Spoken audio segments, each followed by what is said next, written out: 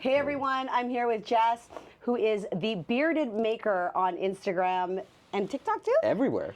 Okay, the bearded maker everywhere. I love the omnipresence. I think that's so important. So it's like not hard to find you on different platforms. Exactly. It's purposeful. It's like, hey, if you want to stalk me online, go ahead. Everywhere. Yeah. Please stalk me online. Exactly. And tell all your friends to stalk me online too. Absolutely. Absolutely.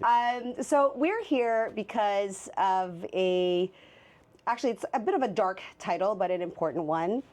I happened to come across in my feed a very sad video of two reporters that were reporting on a 14-year-old boy who committed suicide.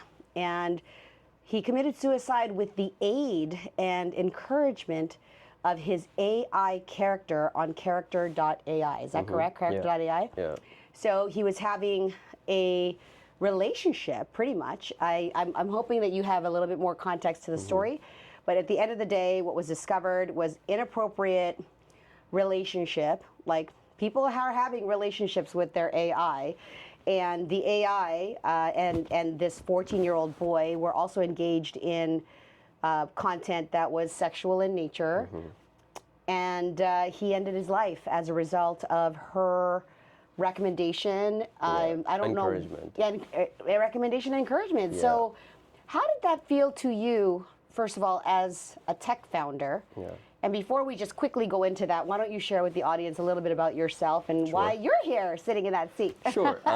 So I've been a tech founder. I've been in robotics about 20 years. And through my journey of robotics, I actually became a dating coach before I became a founder. So I was doing computer science masters at the same time I started becoming a dating coach. So I've seen both sides of it. I was extremely shy as an engineer, usually is. And How many years ago was that now? Let's just this date was yourself. years and years ago. I was in third year of engineering, and I realized, I've done everything else that I wanted to do in my personality of wanting to be better at education, learning new skills, all the other things, but I forgot to do the social aspect of it. And this is third year of engineering. And Were you the shy child? Oh, I was not. In fact, I wasn't really shy as a child. Okay. I was comfortable with the people around me, but when it came to women, I was never really upfront about talking to them. So when it came to the age, like as a kid, when girls have cooties and you don't care, like teenage years, I was extremely shy. Around girls in particular. Girls specifically. And when I got into third year of engineering, I still had not talked to a single girl in my class. How many girls are in engineering class? Like computer science has the most objectively. Females? Yeah, of all the other engineering streams, computer science usually has the most. Yeah, because I know one of my girlfriends who did an engineering degree at McMaster. She was one of three girls. Yeah. In her engineering, but in computer science engineering, the ratios are a little bit different. It's a little bit better, but even then, I had still not I was 20. And still hadn't spoken to a single girl in my class. I was like, well, why? So I need to change this. Okay, let me ask you that. Did you avoid eye contact even? A lot. So if I was a girl, like you would not sit beside me. No. You would intentionally sit beside a guy. Yes, absolutely. It would have been really awkward if I sat beside you as a look at the progress. Look at the progress. He's on my podcast and I'm definitely female. So that was the thing. Okay. I was like, how am I going to start companies if I can't talk to women, interview them, hire them, or be around them in general? When did that thought come into your mind? Third year of engineering, because I was like really sure that I wanted to start robotics companies. So this is post high school. You're like 21. You're like 20. 20, almost 21. Okay. Yeah, that age. Suffice to say, you had not had a girlfriend. No. So you didn't speak to girls in high school. No. Not at all. Were you in the math league, or did you join any clubs? I mean, you're a smart guy. No, I wasn't in any clubs. I wasn't in anything that. Were you into computers or gaming? A little bit, but it wasn't. It was very. Those are very separating sports. I mean, they don't encourage team spirits in that way. We didn't used to have hackathons back in the day where you Okay. could collaborate and meet other kids and kind of do that thing. Okay, so high school. Yeah, high school Are is you? very There's different. cliques. There's cliques, right? Yeah, So I what was- clique were you in? Or I was were just you? I was just in the clique with all the other shy guys. That's the clique You that were- we were you were in. in the shy guy We were club. nerdy and other Okay, shy. so you're in the nerd club. Yeah, a little bit. Yeah. But you didn't do math. We You didn't go no. into math No, class or I spelling wasn't bee or competitive. Okay, okay. No, I was like, I still had my artistic pursuits. I still, I liked to read books. I did painting. I did poetry, all sorts of things. What did you do in like assembly? Just whatever I wanted to do. That was my school life. You hung with the shy guys. I did. Majority of Okay. the times I did, and all of my school friends ended up in the same college, in the same class. Okay. So for the first 2-3 years of college, it was exactly the same So people. it's comfortable, and you didn't have It to was get out just of your comfortable. comfortable, yeah. So third year of engineering, what struck a light bulb, and what was the first step you took to declaring you're not a shy guy? Like, walk me through that Oh process. yeah, so it was like this thing, realization, like, oh, I'm going to start companies. That's what I want to do. I want to build robots. I want to start companies. You knew you How- wanted to get into robotics specifically. Specifically, Okay. and I was sure about that, and I was like, how am I ever going to do that if I don't have female employees? Thank you for the inclusion and diversity. Absolutely. So I've always been a big supporter of that, and I was like, oh, I'm going to have to improve myself first, Okay. and get to a point where I can, and it took a while. I think by a couple of years, by the end of fourth year of engineering. How many years is there of engineering? 4 years of engineering. So you waited until the fourth quarter. So fourth year, it was all good. Final I think. quarter, okay. Yeah, I think I was at a good space. I was no longer shy, at least, and so when I went into masters, I Wait, you skipped continued the whole to part push. of not being shy. How did you do So that? so that was, well, I was like, how can I do this? Obviously, I am blind leading the blind, so all of my friends are not going to be helpful at all. So how you do didn't ask- know one popular person. I didn't know. I didn't hang out with the popular people. So I was Okay. like, okay, what do I do here? What did you do? And so I think at the time there was 2 or 3 avenues. One was, I think Yoville was a game that got launched on Facebook.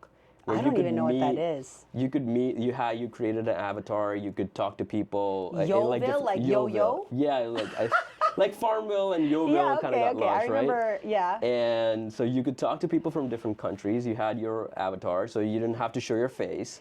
Okay, so your first breakout of shyness happened digitally. It was very digital. Okay. And so I was like, But that's important, right? Yeah, yeah. You Okay. have to be comfortable. You have to be. I was like, okay, this gives me. I don't have to put myself out there. There's a. But you also didn't use your space. real face. I did not use my real face. What did your avatar look like? Kind of like me, but just with my hair down. Okay. So with long hair, so my hair is like to my knees. So Right it's- now? Yeah, Like, yeah, oh, yeah. So it's cool. always been that way, and so just a guy with like open hair and like a beard.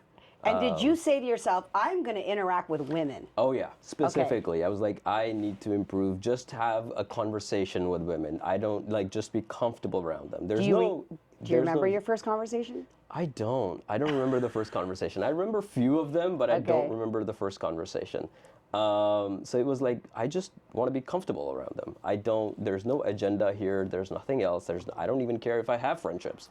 We'll get to the friendships later, but I just need to be comfortable. Were And that was the first thing. were these connections local, or were they mainly They were all overseas? international. They were all international. So at the time I was in India, and I remember people from like UK. There were people from US, Canada, I believe Poland, and all across India as well. So it Okay. was like people from all over the place, and that was the thing. What I want to know is how long did it take for you to take the skills that you learned and the slow confidence you built Yeah. to approach a woman in real life? When did that start to change? Did you have Yeah. any female contact in the fourth year of engineering? Yeah. So tell me about that. So it took 6 months. I would say about 6 months of just like learning about psychology, learning about picking up random, going deeper into psychology. Okay. Than I had gone before, and understanding dynamics, relationship dynamics, all sorts of things. And then I got to a point where I was no longer shy at all. Like, I've gotten to a point now, I don't feel embarrassment. I've overcorrected and gotten to a point where there's no shyness, there's no hesitation of any kind just talking to people. Okay. And I think that when I did that for the first time, I think my friends noticed, and they were like, how did you do that? How did you go from not talking to any girls in class to talking to the prettiest girl in class and kind of being friends with her?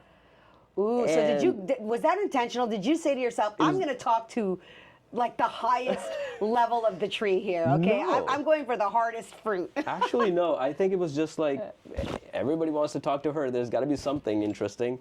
Okay. So it was so you just worked like, up the courage. Yeah, it wasn't even an encouraged thing anymore. It was like, oh, this is normal. It got to a point where it felt normal enough, like, hey, just talking about, hey, what's happening in class, and what are you guys going out somewhere, or hey, what are you just talking about homework in general. Could be anything. How did you practice okay, you got your digital practice, which is really great, because I think in anything, for people to see that it's possible for them, there's always a system or a process, I believe. You know, if you want to teach, because sometimes it's challenging for me because inherently I was born like not shy, right? I have to like calm down sometimes to calm down, right? So for me, it's learning to be still and learning to meditate. Like, those are the things that are challenging for me. But you practiced online because that's less confronting, a little easier, and you used an avatar, so it didn't really have to be you. But then you realized, oh, people are cool. They talk to me. Then it went into real life. Did you give yourself a challenge and go, you know what? Today I'm going to talk to a girl, or today I'm going to ask a question. Like, do you recall? I'm asking you to go back a little bit. I don't think so. It was never that. What I realized from all these conversations online was, why was I putting too much pressure on it? You realized it wasn't a big deal. It wasn't a big deal. Okay. Like, literally all I have to do, and I give this advice to like everybody who comes to me and says, you know, who's in that same sort of predicament, like, don't put women on some sort of a pedestal that you are like, oh, you want to, without even getting to know them first. Just get to know them as a person, right? And the best way to do that is think of them. Let's say you're kind of like me, and you're just hanging out with all guys around you. Pretend they don't have female body parts. Pretend you're talking to your guy friends. Just remove all the cursing. Okay. And that's the best way to do that. And you're just friends with them. Okay. You're assuming that you're friends with them, and ultimately you will be. And like right out of the gate, your perception is, oh, this is a friend I can just talk to. So when you actually have, I almost relate perspective to belief system, a set of beliefs. A lot of people have limiting beliefs. I believe that in shyness, there's some fear, right? Oh.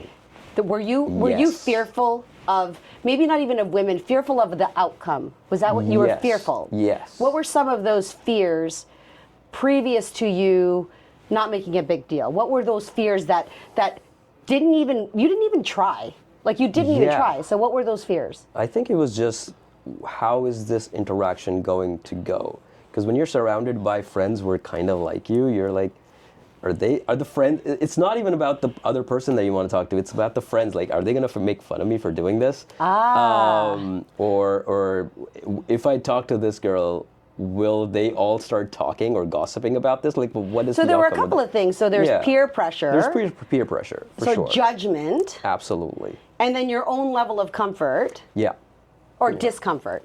Yeah. Okay. I mean, I was okay around girls I had known when I was a kid, but talking to new girls, and I changed a lot of schools, so that was another thing that was like, oh, I'm not going to be around for too long. But here's the other thing that I realized: you all of a sudden had a reason to want to talk to a woman because you knew, as a founder of a company, I'm going to have to employ women, or I want to employ women, or I can't lead a company where there's no women around. No one's going to, you'll get a lot of backlash for that. So, but for some people, that motivation is they want a girlfriend. That wasn't like, that was not my motivation. That wasn't your motivation. That was not my motivation at all. If that had been, something would have triggered you to make a difference. Yeah, absolutely. Your motivation was to run a company, and Absolutely. you did. We'll talk Absolutely. about that later.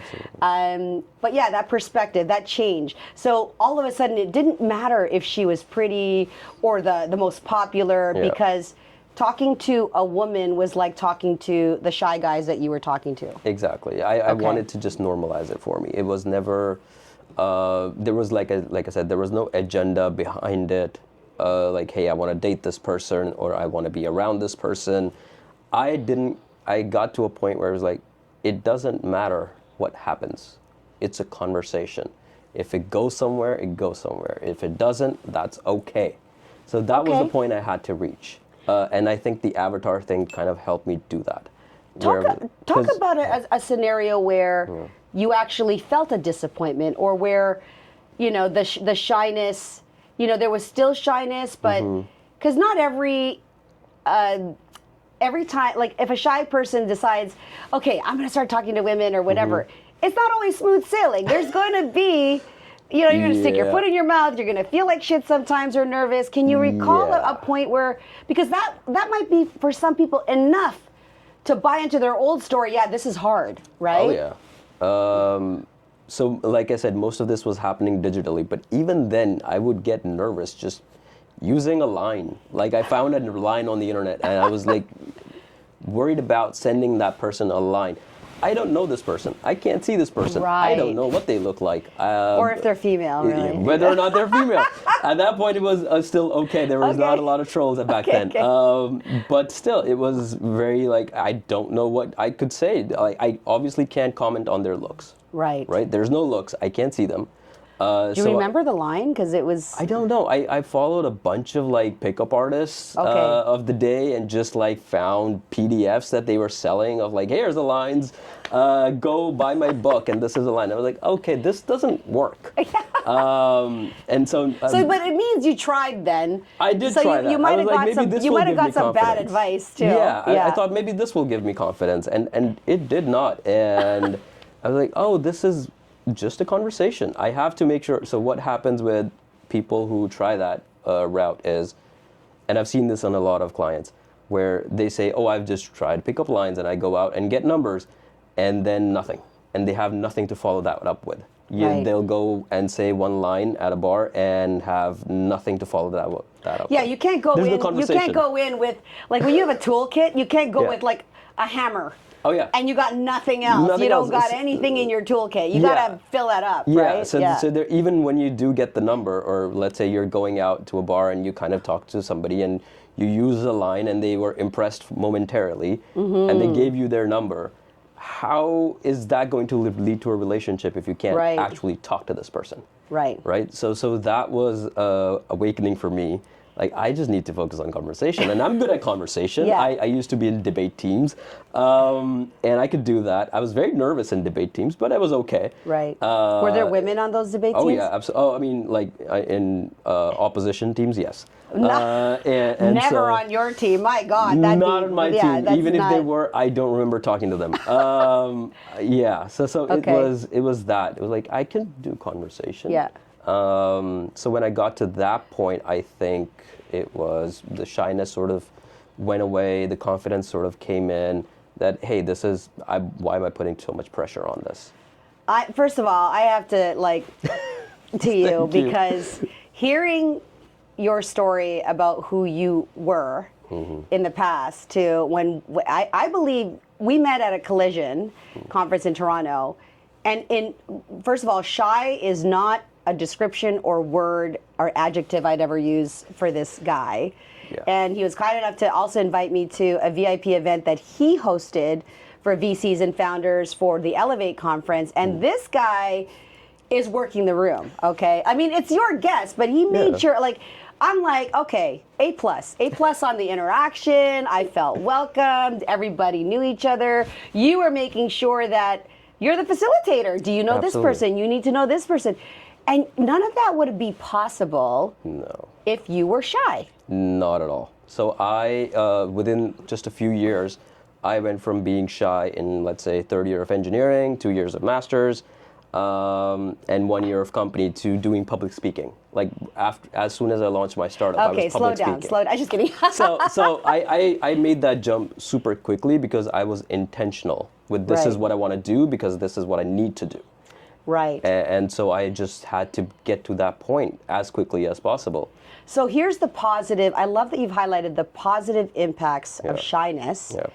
which let's turn it around again, because originally we led with the story of this young boy and how he was shy. His mom so shy that in fact his friend, he had to make a character on an AI platform to do that. So what are the downsides and the dangers of shyness? Because we've if you've heard the term incel, what is an incel for people who don't know that term? And have you met some of these guys? Yes. Run away. I'm just kidding. Yeah. So You need to help that community. So when I first became sort of a dating coach, people came to me, mostly men who were similar situations, and they came to me and said, "How do I talk to women?" And all of them have the same questions to this day. What is it? How do I just talk to women? And so I wrote like a 45-page manual for them. And in those manuals, there were a couple of rules. You should publish that. I did not, but yeah, I probably talk. should have, because there were some secrets that should not go out in Got public. you. Okay. We'll keep But those one buried. of those things was, don't be desperate about talking to, just doesn't matter what you're going through as a guy. Do not be desperate, because desperation is what leads to being incel. Like shyness, not inability to talk to women, or lack of confidence or whatever, plus desperation, like why is it not happening? Well, right? desperation is energetic, by Oh, the yeah. way, and like I'm so a vibe kind of person, and I'm an empath in that, like, I really feel energy, and man, do I feel desperate energy. It's scary. People can you sense you it. wanna, it's like nervous, and it's Yeah. you can even physically see it in your body, because your Yeah. body, I read a book called Your Body Keeps Score. That is more about trauma, but you, like, still, fear is trauma based, desperation. Yeah. When you have that kind of desperate, and then the letdown. You see these memes on Instagram, Yeah. and the guy approaches, and then he's all nice, and then she's like, "No, thank you," and then they turn rude. Yeah. And they're like, "Well, F you then, you're ugly anyway." Like, it's just, Yeah. talk about that. So that's just no self-confidence, right? Like, hey, this guy, It's this person, insincere, too. this person rejected me, so I have to do something to hurt them. And that rejection is taken personally. Right. And they take it as like, oh, this person hurt me, so I have to Right. hurt them. So that's just shyness with the combination of inability to talk plus Lack of emotional thinking awareness. this, oh, I am some gift to mankind, or gift to women, and then anything not happening if you're not getting into relationships, if you're not finding a girlfriend. That is what the end goal of like incel behavior looks like. But shyness in itself is okay. Yeah. Shyness in itself, not talking to women, if you're building your personality, it doesn't matter. I mean, Sure. you're right, you could still be shy. If you're not hurting people, shyness is okay. Sure. But it can be taken to an extreme. So incel is like the extreme level of that. Right. I definitely have had men who were on the verge of getting to that point, and I had to like stop them and be like, guys, this is what you're doing wrong. Like, stop it right now. Well, one of the, and I wish I had the actual stat, but I listen to a lot of relationship podcasts. I absolutely read a lot of books. I have my own psychotherapist, and a lot of my inner circle are health professionals, medical doctors, longevity experts.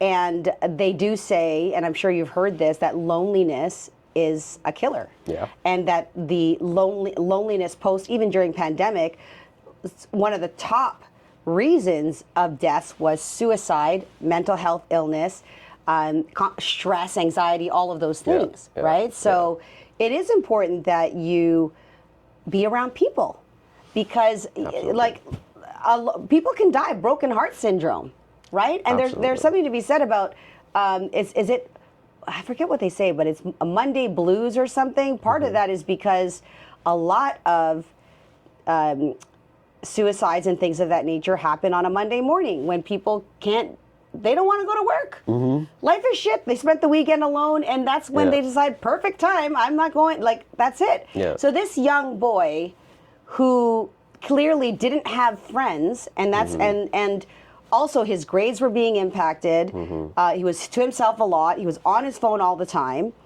And the mom, unfortunately, here's another thing, lack of awareness, parents who don't know that AI exists. There's people that they don't even know the capacity or capability of AI. They're not aware. Yeah. And they just think it's a teen. They pass it off to it's my teen. Maybe it's a game that they're playing. They don't know what their teen is doing with that character, AI character, and they have no idea.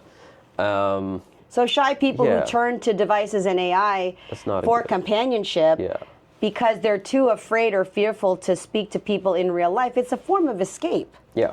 Yeah, so and you want to make sure that you differentiate between shyness is just not being able to approach people versus introverted is being just wanting to be left alone. So so those are two different things. You want, as a parent, you want to make sure that you know, is your child introverted or shy? Correct. Right? So because there's nothing wrong with wanting to be in your own space. Yeah, and that's okay, as long as they do have healthy relationship outside of that. Maybe they have a smaller friend circle, but they have friends. Introverts still have friends. So shyness is just not having the ability to being able to go out there and make new friends, or being able to talk to unknown people for any reason.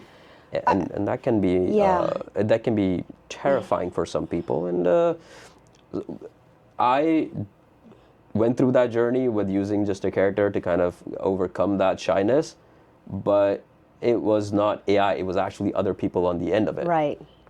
AI, Correct. Right. So there's still an emotional conversation you can have with a person because the other person has emotions. Yes, and by the way, you really can actually practice with AI. You really can. Yeah. However, why not simulate a real life, real world scenario? Yeah. Right? AI is only going to do so much. Where if you're talking to real people screw up, real people say real people things. Yeah. Right? And you're going to get more experience from being in a community of people, and take it a step further.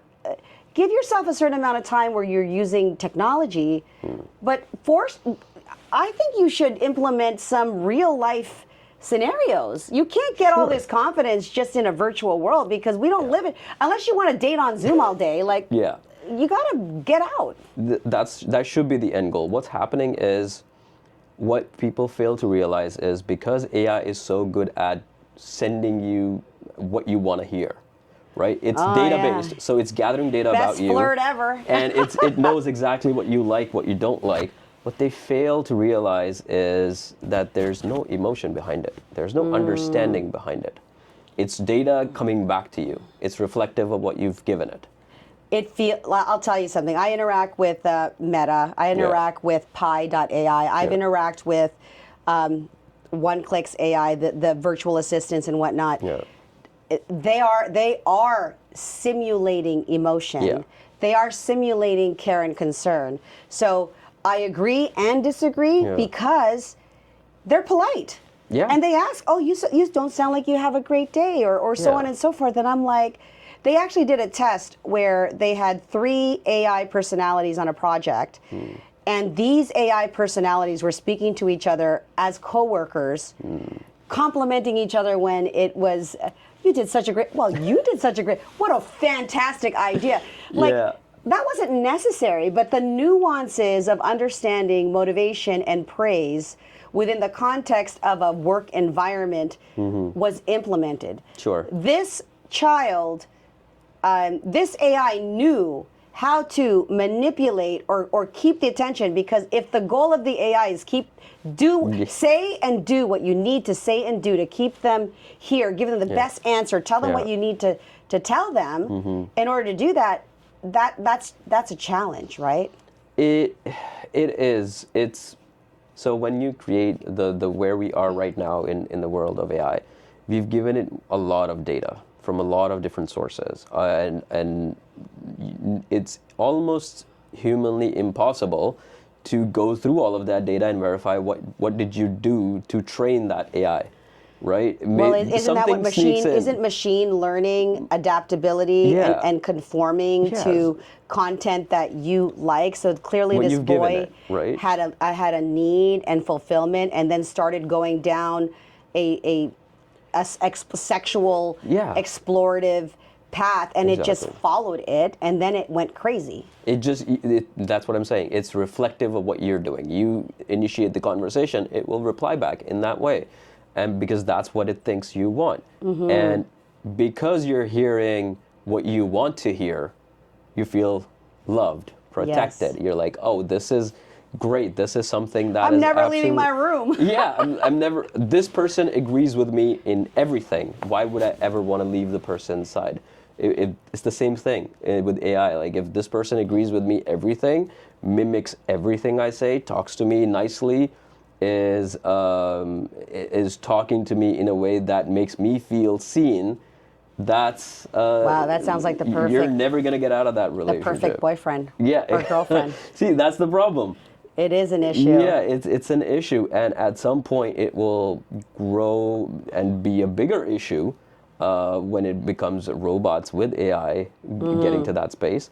But if your AI is built ethically, I think you can avoid the negative aspects of it, where every dystopian robotics movie that you can think of where a robot goes rogue, you can avoid that if the AI is built ethically. Yeah, and you know, just to parents and for us having this conversation, we didn't really know where this was going to go. I think we wanted to have an open dialogue about overcoming shyness, because that contributes to kids being on their devices. Having more presence and interaction and interest in your kids' activities, limiting the amount of time that they're allowed on those devices, and absolutely monitoring beside you or close proximity. I have an 8-year-old that plays virtual games. She's not allowed to do that without us being beside her. And the minute I hear interaction and I look at who you talking to, whatever, because you got to do it now. I feel challenged for parents who want to now peek into what their kid's doing when they've given them total freedom, and it might feel as if it's an intrusion of their privacy. But these stories, they're real life, there's real impacts, and the best way to solve a child who's alone and lonely is get them into it, get them out of the house. Same thing with shy people. I feel like one remedy is, I've had this, I'm shy. What do you like? Nothing. What do you do? Go to work. What do you do when you go home? Go home. Like, if you don't like yourself and you're not somebody you'd hang out with, like, who do you need to be or want to be somebody that's interesting? If you think you're boring and you got nothing going on, then have something going on, man. Do something. Do you want to meet you? And I'm not saying this to be mean or critical, but if you do want to change, what makes you interesting? What makes this person interesting? If you can't say 10 nice things about yourself, how are you? That's the challenge, is that a lot of people shit talk themselves. They don't have anything nice to say about themselves. So that's why they can't say anything. That's why they don't want to approach anybody, because I don't got anything going on. So practice self-praise and do something so that you can say something nice about yourself. And that has to start early. I would say like preteen is when that's supposed to start. If you don't do that, for me, that started at maybe 13. I was like, I want to do everything I want to do. Anything that I feel curious about, I want to explore. I don't care what it is. I don't care if people don't like it. I don't care if my parents don't like it. I want to explore something, an activity, whether it's reading books. I didn't read books till I was 11. When I got into reading, I have not stopped reading since. I got into poetry. I got into painting, sketching, dancing. Every skill that I wanted to have, like, oh, why don't I have that skill? I should have that skill. Except talking to girls. That came later. It was. I just didn't have time for that until later in life. And when I had the realization, oh, I thought about doing this. I just haven't done it yet. I should probably do that. Let's go back to that checklist. But you had the motivation, right? And for shy guys and girls, we'll do a summary of it. But I believe it's not it's not making it a big deal. Easier said than done. Yeah. But once you reframe and realize you have something to offer, like who doesn't want to meet you, dude? Like Exactly. Like you should know me. Exactly. Okay? I should know you. Exactly. You should be sitting in that chair. And you have to be equally curious about other people. 100%. If you're not curious about other people, then they're not going to be curious about you.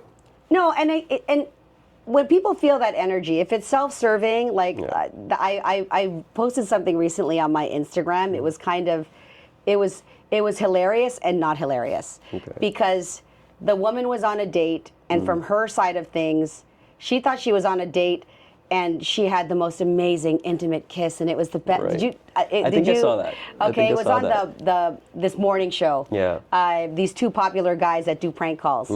So the guy's like, I told her where I was going to be with my friends, and then she showed up. We had dinner, and he's like, we had chicken wings and fries. Yeah, you just talked about yourself. Yeah, or something like you that, talked right? about yourself. Yeah. But we talked about our family. No, you talked about your family. It's like, you're in denial. You're in denial. You know we had this magical moment. I remember that. That's like, okay, that's your experience. If you don't listen to what the other, just because you had a magical moment, it doesn't mean it was shared. Yeah. Like that's part of, and then to tell somebody else how they feel. Now, could he have been a jerk and could he have been lying? Maybe, but if somebody does that to you and you, like, why do you want to talk to that person? Yeah, I That's mean, insane. It's possible that was not really, that really did happen. I would not say the guy was lying, but He could very well have been. it could have been, but I would not say that. But I think what you take away from that is it means one person thought that they were having a conversation because she could unload. Right. And he was easy to talk to. And she thought, like, hey, I'm talking to this guy, and he's not really saying anything. He's engaged. She equated that as engagement.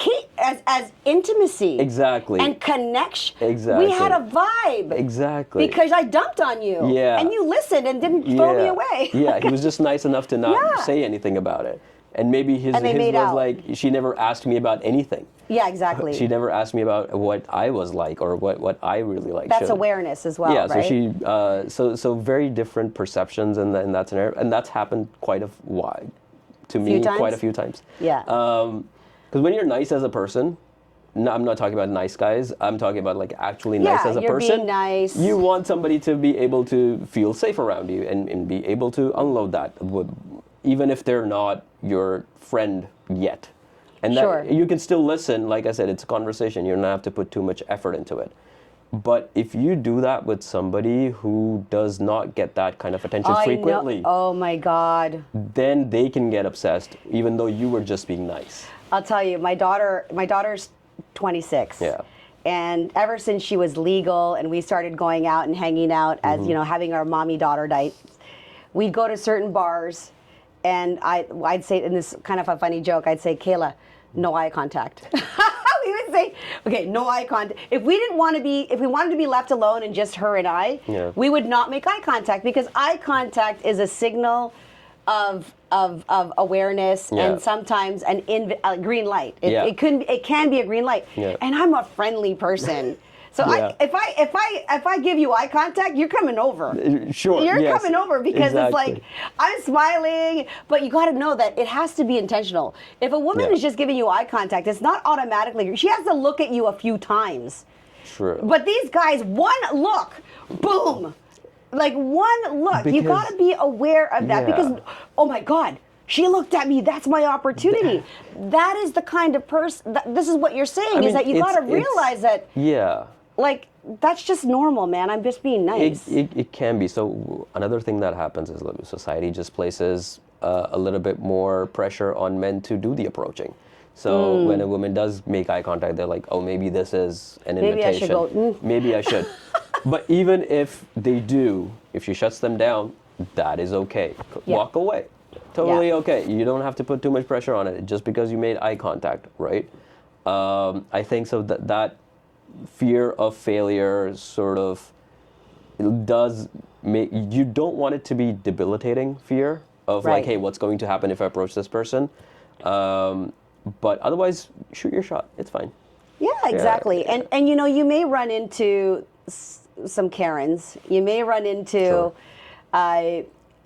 it's all in not how you react, it's your response, right? Yeah. If you've heard of that. But a lot of people are reactive instead of responsive. It's difficult, it's challenging for some people to not take things personally. Yeah. Because you think it's something about you, but when it's a complete stranger, you don't know if this person is having a bad day, is involved, not involved, just wants to be left alone.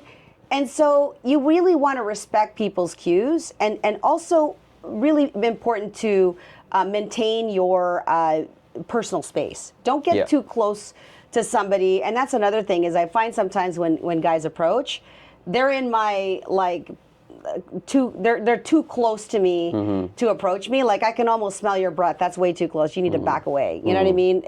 So that's another thing is that I think working with someone like yourself or myself or understanding like ethics and safe boundaries is important too, because when you absolutely have zero experience with women, then you're not gonna.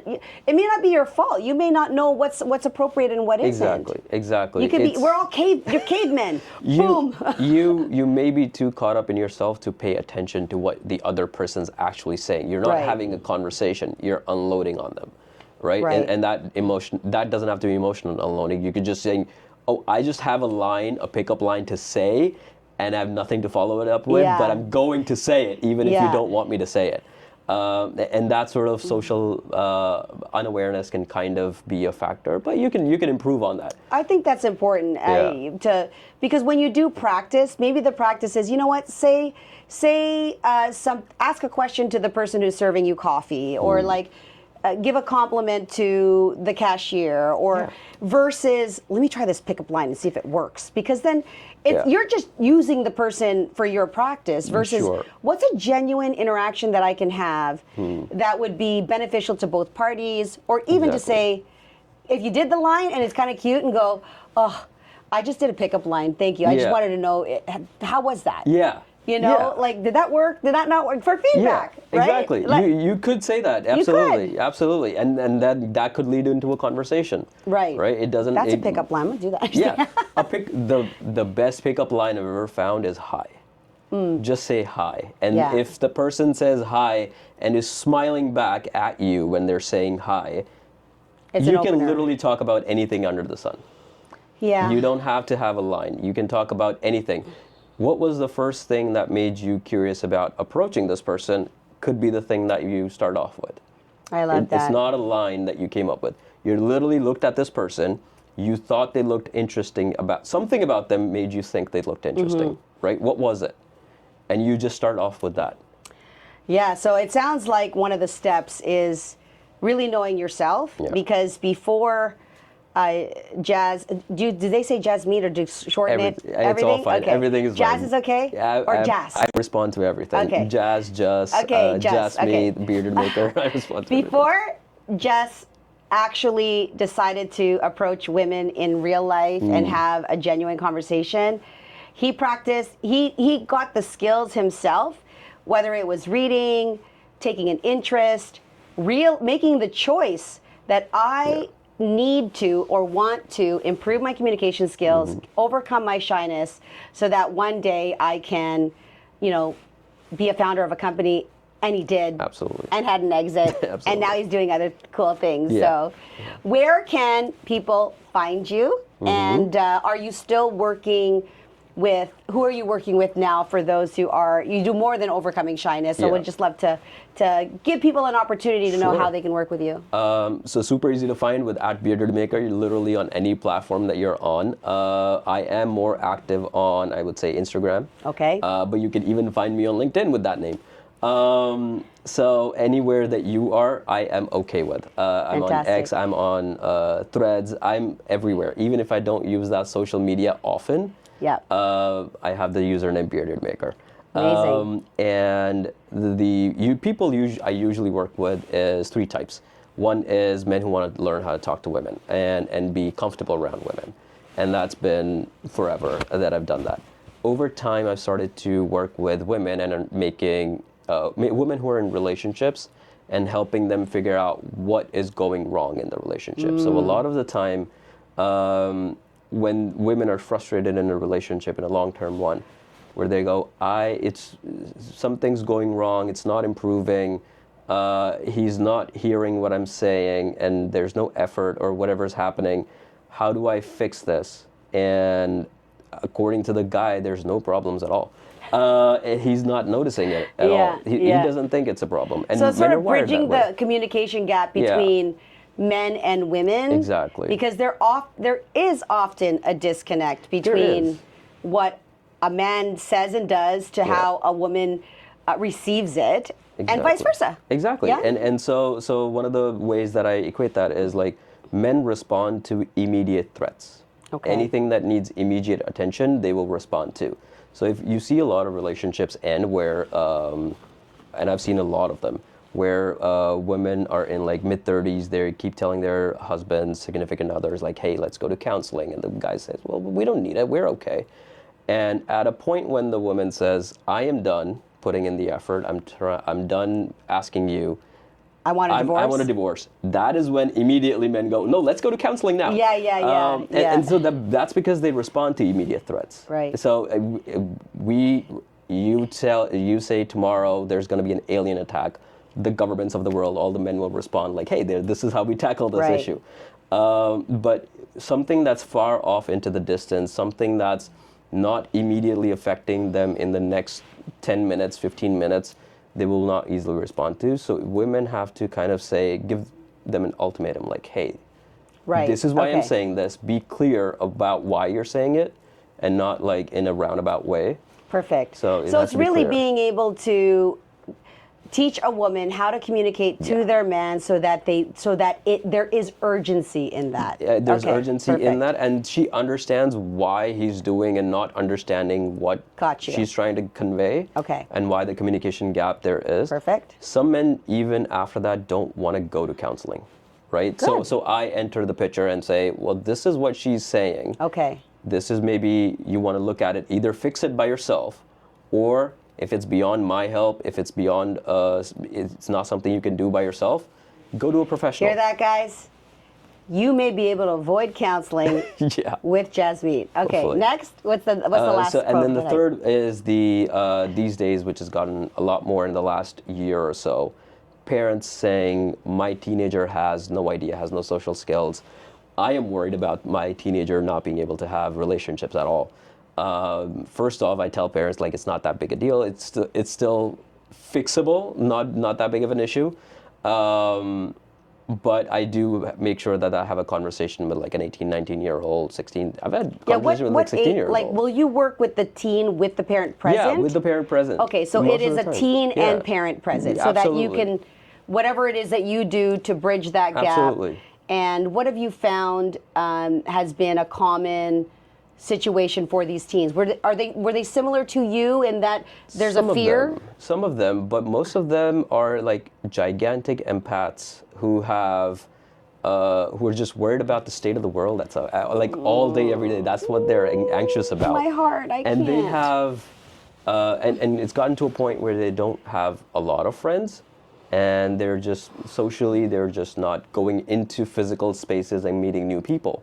Right. So it's limiting that, and they're like, oh, do I go on the apps, and how do I navigate the apps, and what am I supposed to do? Because this is their first exposure to a dating app, and so they have to figure out, well, how do I do this? What am I supposed to do? I can't put all of my personality in a profile with like 3 paragraphs, right? Yeah. So it's not possible to do that. So how do I approach women that way, or anything of that nature? It's not always guys. It could be shy. Shy girls too. Shy girls. Mainly men, though. It sounds like their issue is with. Absolutely. Anybody who has that issue could be. Okay. I've had women who are in their mid-30s, gotten out of a long-term relationship and said, how do I approach online dating? I just had an idea. Yeah. I'm with the shy guy whisperer. I'm with the shy guy whisperer. Yeah. Okay, like that's great because like the evolution of who you were to who you are. I don't even know who that other guy was. I don't remember that guy. That's great. Yeah. Absolutely. Really enjoyed you being here. Thank you so much. I think we need to talk about more topics in the future. This was so much fun. Absolutely. And yeah, you guys can check him out at Bearded Maker. You know where I am. If you feel like this was a benefit to you, to a shy person that you know, or shy child that you know, or people who have concerns about AI and kids, please do share, like, subscribe, give us your comments, what other questions you might have.